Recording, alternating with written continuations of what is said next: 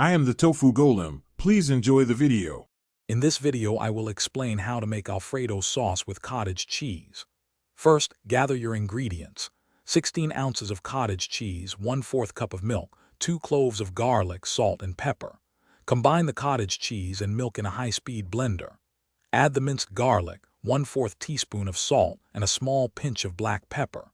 Blend these ingredients until the mixture is perfectly smooth and creamy, which usually takes about 30 seconds. Now, let's get this sauce warm and ready. In a medium saucepan, melt 2 tablespoons of unsalted butter over medium-low heat.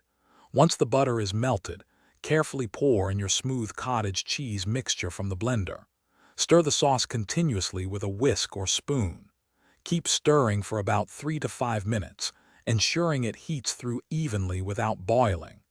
This gentle heating prevents separation and keeps it creamy. To elevate the flavor and perfect the texture, stir in 1/2 cup of freshly grated Parmesan cheese.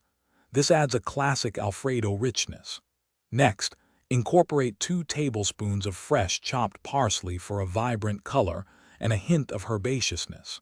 If your sauce seems too thick, you can thin it out with 1 to 2 tablespoons of the starchy pasta water. This helps it cling beautifully to your noodles. Your delicious, creamy cottage cheese Alfredo is now ready to enjoy. Toss the warm sauce immediately with your favorite cooked pasta, ensuring every strand is coated.